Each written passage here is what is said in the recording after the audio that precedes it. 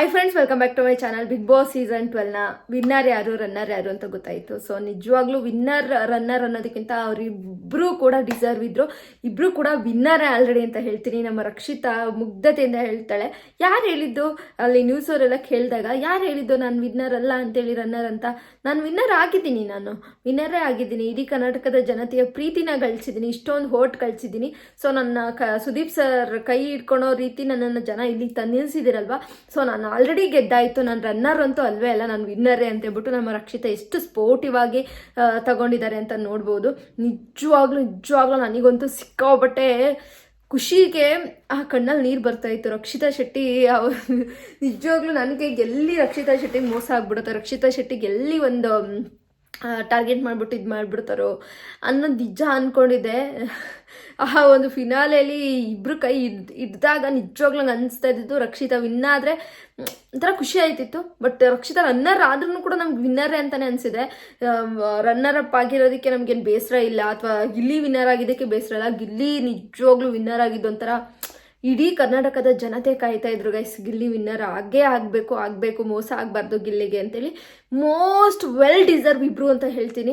ಕರ್ನಾಟಕದ ಮನೆ ಮಕ್ಕಳು ಗಿಲ್ಲಿ ಎಲ್ಲ ಒಂದು ಕಡೆ ಹೇಳ್ತಾ ಇದ್ರು ನಮ್ಮ ವಂಶದ ಕುಡಿ ಅಂತ. ನಿಜವಾಗ್ಲೂ ವಂಶದ ಕುಡಿ ಇಬ್ಬರೂ ಕೂಡ ನಾನು ಫಸ್ಟೇ ಹೇಳಿದೆ ನಾನು ನಿಮಗೆ. ಕೆಲವರು ಬಕೆಟು ಹಾಗೆ ಹೀಗೆ ಬರೋದಿಲ್ಲ ಹಾಗೆ ಹಿಂಗೆ ಅಂತ ಹೇಳ್ತಿದ್ರು. ಅಷ್ಟು ಸಿಕ್ಕಾಬಟ್ಟೆ ಖುಷಿ ಆಯಿತು ಗೈಸ್ ಗಿಲ್ಲಿ ಗೆದ್ದಿದ್ದಾಗಲೇ. ನಮ್ಮ ರಕ್ಷಿತಾ ಇಲ್ಲಿವರೆಗೂ ಬರ್ತಾರೋ ಇಲ್ವೋ, ಎಲ್ಲಿ ಟಾಪ್ 6ಅಲ್ಲಿ ಎಲಿಮಿನೇಟ್ ಮಾಡಿಬಿಡ್ತಾರೋ, ಅಥವಾ ಟಾಪ್ 5ಗೆ ಎಲಿಮಿನೇಟ್ ಮಾಡಿಬಿಡ್ತಾರೋ, ಟಾಪ್ 4ಗೆ ಎಲಿಮಿನೇಟ್ ಮಾಡ್ತಾರೋ ಅಂತ ಕೆಲವೊಮ್ಮೆ ಭಯ ಇತ್ತು. ಬಟ್ ಆದರೂ ನನಗೆ ಒಂದು ಕಡೆ ಕಾನ್ಫಿಡೆಂಟ್ ಇತ್ತು. ನಮ್ಮ ಕರಾವಳಿಯ ಹುಡುಗಿ, ನಮ್ಮ ಮಂಗಳೂರು ಹುಡುಗಿ, ನಿಜವಾಗ್ಲೂ ಕೂಡ ಮಂಗಳೂರು ಮಂಡ್ಯ ಎರಡೂ ಒಂದು ಕರ್ನಾಟಕದ ಮಕ್ಕಳು ನಮ್ಮ ಬಿಗ್ ಬಾಸ್ನ ಗೆದ್ದಿದ್ದು ಸಿಕ್ಕಾಪಟ್ಟೆ ಒಂದು ಖುಷಿ ಆಯಿತು.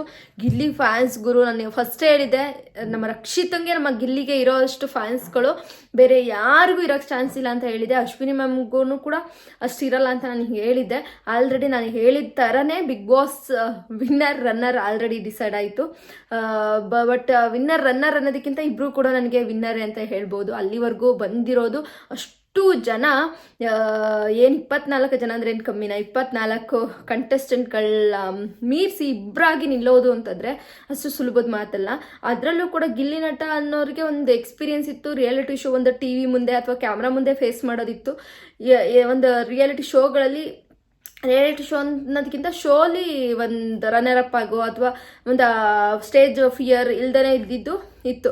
ಬಟ್ ರಕ್ಷಿತಂಗೆ ಯಾವುದೇ ಸ್ಟೇಜ್ ಹತ್ತಿಲ್ಲ, ಯಾವುದೇ ಒಂದು ರಿಯಾಲಿಟಿ ಶೋಗಿಲ್ಲ, ಯಾವುದೇ ಒಂದು ಟಿ ವಿ ಶೋಸ್ಗಳು ಕೂಡ ಅಟೆಂಡ್ ಮಾಡಿದ್ರೆ ಜಸ್ಟ್ ಯೂಟ್ಯೂಬ್ ಬ್ಲಾಗ್ ಮಾಡಿಕೊಂಡು ಬಿಗ್ ಬಾಸ್ ರನ್ನರ್ ಅಪ್ ಆಗಿದ್ದಾರೆ ಅಂದರೆ ನಿಜವಾಗ್ಲೂ ಎಲ್ಲರೂ ಇನ್ಸ್ಪೈರ್ ಆಗಿ ತಗೋಬೇಕು ಇದನ್ನು. ನಾವು ಕೂಡ ಯಾರಿಗೂ ಕಮ್ಮಿ ಇಲ್ಲ. ಅದು ಇಷ್ಟು ಚಿಕ್ಕ ವಯಸ್ಸಿಗೆ 24 ವರ್ಷಕ್ಕೆ ಬಿಗ್ ಬಾಸ್ಗೆ ಹೋಗಿ ಅದರಲ್ಲೂ ಕೂಡ ರನ್ನರ್ ಅಪ್ ಆಗೋದು ಅಂದರೆ ಸಾಮಾನ್ಯದ ವಿಚಾರ ಅಲ್ಲ.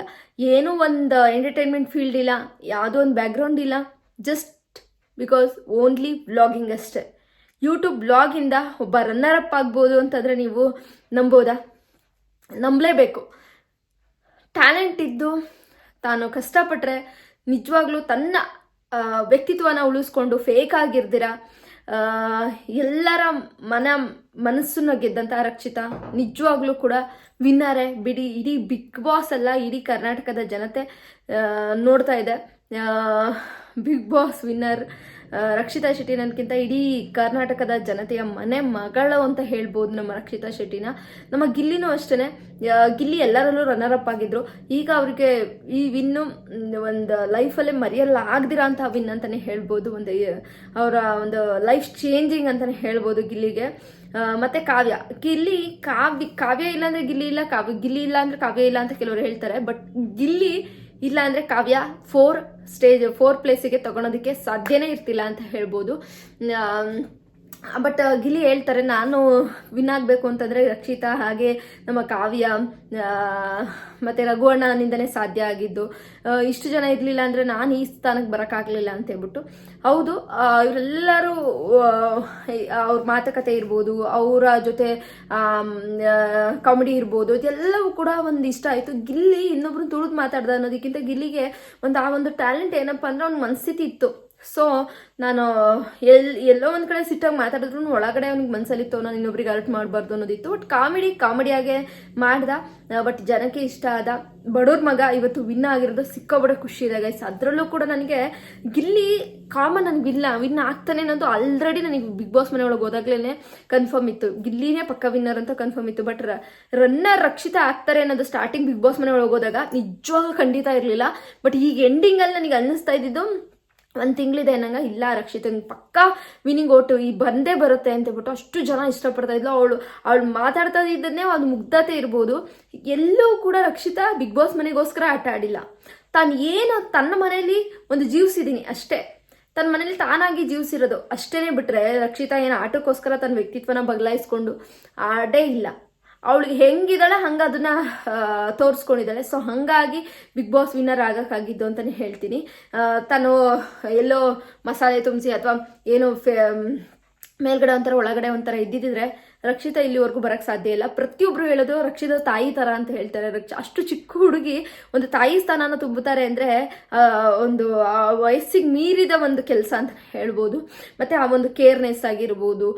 ಎಲ್ಲೂ ಕೂಡ ತನ್ನ ಫೇಕಾಗಿ ಆಟ ಆಡಬೇಕು ಅಥವಾ ಆಟಕ್ಕೋಸ್ಕರ ಆಟ ಆಡಬೇಕು ಇಲ್ಲ. ಅವಳಿಗೆ ಗೊತ್ತೂ ಇಲ್ಲ ಇಷ್ಟೊಂದು ಓಟ್ ಬರುತ್ತೆ ಅನ್ನೋದು ಗೊತ್ತಿಲ್ಲ. ಇಷ್ಟೊಂದು ಅವಳು ಕಾಮನ್ ಆಗಿ ಹೆಂಗೆ ಬರುತ್ತೆ ಹಂಗೆ ತಗೊಂತ ಹೋದ್ಲು. ಅಯ್ಯೋ ನಾನು ಇಲ್ಲಿಗೇನೆ ಹಿಂಗೆ ರೀಚ್ ಆಗಬೇಕು, ನಾನು ಸೇವ್ ಆಗಬೇಕು ಅಂತ ಆಗಲಿ, ನಾನು ನಾಮಿನೇಷನ್ ಆಗಬೇಕು ಅಂತ ಆಗಲಿ ಇಲ್ಲ.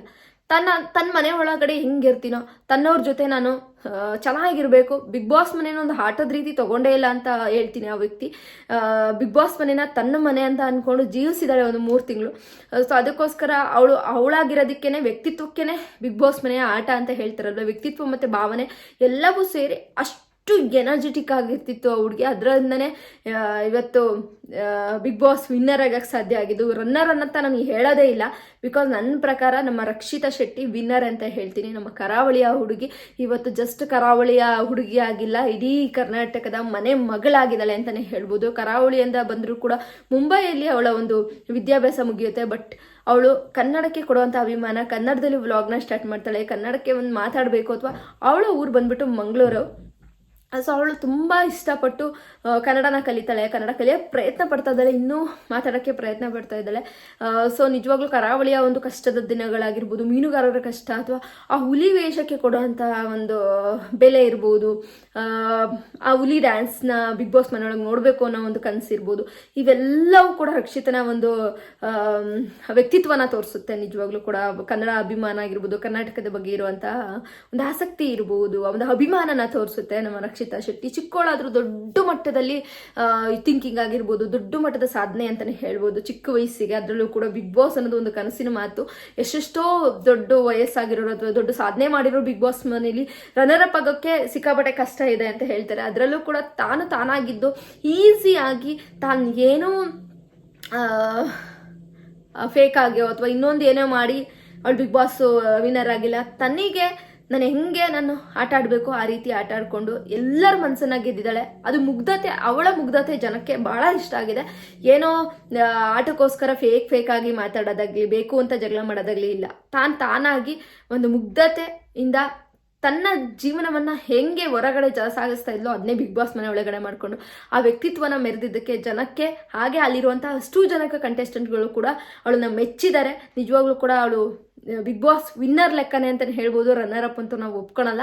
ನಮ್ಮ ಗಿಲ್ಲಿ ಕೂಡ ವಿನ್ನರ್ ಆಗಿದ್ದು, ಹಾಗೆ ನಮ್ಮ ರಕ್ಷಿತಾ ಕೂಡ ರನ್ನರ್ ಅಪ್ ಆಗಿದ್ದು. ನನಗಂತೂ ಸಿಕ್ಕಾಬಡೆ ಖುಷಿ ಇದೆ. ಅವಳ ಮಾತು ಹೊರಗಡೆ ಬಂದ ಮೇಲೂ ಕೂಡ ಎಲ್ರಿಗೂ ಲವ್ ಯು ಅಂತ ಹೇಳೋದಿರ್ಬೋದು, ಆ ಒಂದು ಮುಗ್ಧತೆಯಿಂದ ಮಾತಾಡೋದಿರ್ಬೋದು, ಮಲ್ಲಮ್ಮಂಗೆ ಆಶೀರ್ವಾದ ಮಾಡೋದಿರ್ಬೋದು, ಆ ಒಂದು ರನ್ನರ್ ಅಪ್ ಅನ್ನೋ ಒಂದು ಅಹಂಕಾರ ಏನೂ ಇಲ್ಲ. ತಾನು ಹೆಂಗಿದ್ದೀನೋ ಅಷ್ಟೇ, ನಾನು ಏನು ಮಾಡ್ತೀನಿ ಮುಂದೇನು ಅಂತ ಕೇಳಿದಾಗ ನಂದು ಇದ್ದೇ ಇದೆಯಲ್ಲ ವ್ಲಾಗಿಂಗ್, ಅಷ್ಟೇ ಗೋ ವಿತ್ ಅ ಫ್ಲೋ, ಹೆಂಗೆ ಬರುತ್ತೆ ಹಂಗೆ ತಗೋತೀನಿ ಅಂತ ಹೇಳ್ತಾಳೆ. ಹೆಂಗೆ ಹೋಗುತ್ತೆ ಹಂಗೆ ಮಾಡ್ತೀನಿ, ನಾನು ಯಾವುದೇ ಇದನ್ನ ಇಟ್ಕೊಳೋದಿಲ್ಲ ಅಂತ ಹೇಳ್ತಾಳೆ. ಹೌದು, ಯಾವುದೇ ಒಂದು ಗುರಿ ಇಟ್ಕೊಂಡಾಗ ಏನನ್ಸುತ್ತೆ ಅಂದರೆ ಆ ಗುರಿನ ತಲುಪಬೇಕಾಗದೇ ಇದ್ದಾಗ ಹೆಂಗನ್ಸುತ್ತೆ ಅಂದರೆ ಅಯ್ಯೋ ನಾವೇನೂ ಮಾಡೋಕ್ಕಾಗೋದಿಲ್ವೇನೋ, ನಮ್ಮ ಗುರಿ ಎಲ್ಲ ಇದಾಯ್ತಲ್ಲ ಅಂತ ಅನ್ಸುತ್ತೆ. ಬಟ್ ಹೆಂಗೆ ಬರುತ್ತೆ ಆ ಥರ ಹೋಗ್ತಾ ಇದ್ರೆ ನಿಜವಾಗ್ಲೂ ಆ ದೇವ್ರು ಏನಾದ್ರು ಒಂದು ಏನು ಬಂದರೂ ಅಕ್ಸೆಪ್ಟ್ ಮಾಡ್ಬೋದು. ಬಟ್ ನಾವೇನಾದ್ರು ಒಂದು ಇಟ್ಕೊಂಡಿದ್ದಾಗ ಆಗಲಿಲ್ಲ ಅಂತ ಅಂದಾಗ ಸೊ ಅವಾಗ ಸಿಕ್ಕಾಪಟ್ಟೆ ಬೇಜಾರಾಗುತ್ತೆ, ಆ ಥರ ಆಗುತ್ತೆ. ಬಟ್ ರಕ್ಷಿತನ ಥರ ಸೊ ಹೆಂಗೆ ಬರುತ್ತೆ ಹಂಗೆ ಜೀವನನ ಸಾಗಿಸ್ತಾ ಹೋದ್ರೆ ಖುಷಿಯಾಗಿರುತ್ತೆ. ಗಿಲ್ಲಿನೂ ಅಷ್ಟೇ, ಎಂಜಾಯ್ ಮಾಡ್ಕೊಂಡು ಅಲ್ಲಿನ ಒಂದು ಬಿಗ್ ಬಾಸ್ ಮನೆನ ಜೀವಿಸಿದ್ರು. ಸೊ ಹಂಗಾಗಿ ಗಿಲ್ಲಿ ರಕ್ಷಿತಾ ವಿನ್ನರ್ ಆಗಕ್ಕೆ ಸಾಧ್ಯ ಆಗಿದ್ದು ಅಂತ ನಾನು ಹೇಳ್ತೀನಿ. ಸೊ ನಮ್ಮ ರಕ್ಷಿತಂಗೆ ಗಿಲ್ಲಿಗೆ ನೆಕ್ಸ್ಟ್ ಫ್ಯೂಚರ್ ಸಿಕ್ಕಾಪಟ್ಟೆ ಚೆನ್ನಾಗಿರಲಿ ಅಂತ ಹೇಳ್ತೀನಿ. ಖಂಡಿತವಾಗ್ಲೂ ಸಿಕ್ಕಾಪಟ್ಟೆ ಚೆನ್ನಾಗಿರುತ್ತೆ ಅವರಿಬ್ರು ಫ್ಯೂಚರ್ ಅಂತಲೇ ಹೇಳ್ಬೋದು. ಒಳ್ಳೇದಾಗಲಿ ಇವರಿಬ್ರಿಗೂ ಕೂಡ. ಎಲ್ಲರಿಗೂ ಮನರಂಜಿಸಿದ್ದಾರೆ. ಜಸ್ಟ್ ಫಾರ್ ಅವರು ವಿನ್ನರ್ ಅವರಿಗಲ್ಲ, ನಮಗೆಲ್ಲರಿಗೂ ಕೂಡ ಇಡೀ ಕರ್ನಾಟಕ ಗೆದ್ದಿದೆ ಅಂತ ಹೇಳ್ತೀನಿ. ಇಡೀ ಕರ್ನಾಟಕ ಗೆದ್ದಿದೆ, ಗಿಲ್ಲಿ ಗೆದ್ದಿದ್ದು ಮತ್ತು ನಮ್ಮ ರಕ್ಷಿತಾ ಗೆದ್ದಿದ್ದು ಇಡೀ ಕರ್ನಾಟಕ ಗೆದ್ದಂಗೆ. ಪ್ರತಿಯೊಬ್ಬರನ್ನು ಎಂಟರ್ಟೈನ್ ಮಾಡಿದ್ದಾರೆ. ಆ ಒಂದು ಸ್ಥಾನನ ಪಡೆಯೋದಕ್ಕೆ ನಿಜವಾಗ್ಲೂ ಅರ್ಹರಿದ್ದಾರೆ ಅಂತ ಹೇಳ್ತಾ, ಯಾರಿಗೆಲ್ಲ ಖುಷಿ ಆಯಿತು ನಮ್ಮ ಗಿಲ್ಲಿ ಮತ್ತು ರಕ್ಷಿತಾ ವಿನ್ ಆಗಿದ್ದು ಅಂತೇಳಿ ದಯವಿಟ್ಟು ಕಮೆಂಟ್ ಬಾಕ್ಸಲ್ಲಿ ಕಮೆಂಟ್ ಮಾಡಿ ಗೈಸ್. ಇನ್ನು ಬಿಗ್ ಬಾಸ್ ಅಪ್ಡೇಟ್ ನಿಮಗೆ ಬೇಕಾ ಅಂದರೆ ನಮ್ಮ ನೆಕ್ಸ್ಟ್ ಗಿಲ್ಲಿ ಮಾತಾಡುವಂಥ ಮಾತುಗಳ ಬಗ್ಗೆ, ಹಾಗೆ ರಕ್ಷಿತಾ ಏನೇನು ಮಾತಾಡ್ತಾರೆ ಅನ್ನೋದ್ರ ಬಗ್ಗೆ ಏನಾದರೂ ಮಾತಾಡಬೇಕು ಅಂತ ನಾನು ರಿವ್ಯೂ ಕೊಡಬೇಕು ಅಂತ ಇದ್ದರೆ, ಅವರ ಇನ್ಫಾರ್ಮೇಷನ್ ಬಗ್ಗೆ ನಿಮ್ಗೆ ಇಷ್ಟ ಇದ್ದರೆ ದಯವಿಟ್ಟು ಕಮೆಂಟ್ ಬಾಕ್ಸಲ್ಲಿ ಕಮೆಂಟ್ ಮಾಡಿ. ನಾನು ವಿಡಿಯೋನ ಮಾಡ್ತೀನಿ. ಯಾವ ವಿಷಯದ ಬಗ್ಗೆ ಭಾಳ ಇಂಟ್ರೆಸ್ಟ್ ಇದೆ ನಿಮಗೆ, ಆ ವಿಷಯದ ಬಗ್ಗೆ ಮಾತಾಡ್ತೀನಿ ಅಂತ ಹೇಳ್ತಾ ಇವತ್ತಿನ ವಿಡಿಯೋನ ಮುಗಿಸ್ತಾ ಅಂದರೆ ಇಷ್ಟ ಆದರೆ ಗೊತ್ತಲ್ಲ, ಲೈಕ್ ಮಾಡಿ, ಶೇರ್ ಮಾಡಿ, ದಯವಿಟ್ಟು ಕಮೆಂಟ್ ಬಾಕ್ಸಲ್ಲಿ ಕಮೆಂಟ್ ಮಾಡೋದನ್ನ ಮರಿಬೇಡಿ ಗೈಸ್. ಸಬ್ಸ್ಕ್ರೈಬ್ ಮಾಡ್ಕೊಳ್ಳಿ ಗೈಸ್. ಬಾಯ್.